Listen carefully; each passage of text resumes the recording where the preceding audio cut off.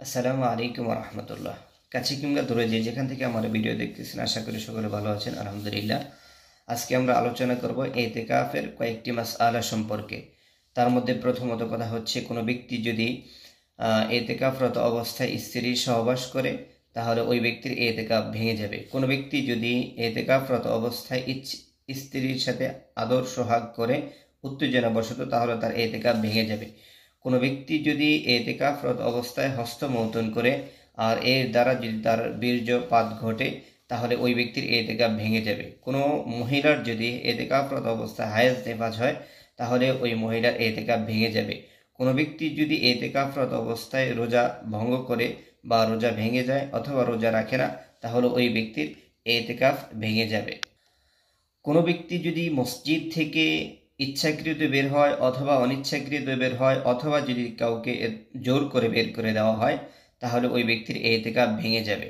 কোনো ব্যক্তি যদি কবর জিয়ারতের উদ্দেশ্যে মসজিদ থেকে বের হয় তাহলে ওই ব্যক্তির এতেকাফ ভেঙে যাবে। কোনো ব্যক্তি যদি জানাজা পড়ার উদ্দেশ্যে মসজিদ থেকে বের হয় তাহলে ওই ব্যক্তির এতেকাফ ভেঙে যাবে। হ্যাঁ, জরুরত বশত মসজিদ থেকে বের হতে পারে। যখনই জরুরত শেষ হবে, জরুরত যতটুকু সময় প্রয়োজন ততটুকুর বাহিরে যদি থাকে তাহলে এতেকাফ ভেঙে যাবে। জরুরত সারার সাথে সাথে সে মসজিদে চলে আসবে, এতেকাফরত অবস্থানে সে চলে আসবে। জরুরতের ক্ষেত্রে যেমন কোনো ব্যক্তির ফরজ গোসল হয়েছে গোসলের জন্য, কোনো ব্যক্তির উজুর প্রয়োজন হয়েছে উজুর জন্য, কোনো ব্যক্তির বাথরুমের জরুরত সারার প্রয়োজন হয়েছে সেজন্য, অথবা কোনো ব্যক্তি খানা আয়না দেওয়ার কোনো লোক নাই, সেক্ষেত্রে আনা নেওয়ার জন্য যতটুকু সময় প্রয়োজন এতটুকু সময়ের জন্য শরীর তাকে ছাড় দিয়েছে, সুযোগ দিয়েছে, এতটুকু সুযোগ সে গ্রহণ করতে পারে।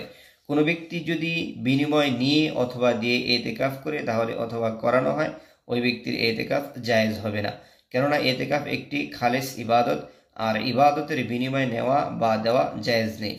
কোনো মহিলা স্বামী জীবিত থাকা অবস্থায় ওই মহিলা স্বামী অনুমতি নিয়ে তাকে এতেকাফে বসতে হবে। অনুমতি ব্যতীত এতেকাফে বসলে তার এতেকাফ হবে না। আল্লাহ রব্বুল আলামিন আমাদেরকে বুঝবার বাজবার আমল করবার আল্লাহ তাআলা তৌফিক দান করুন।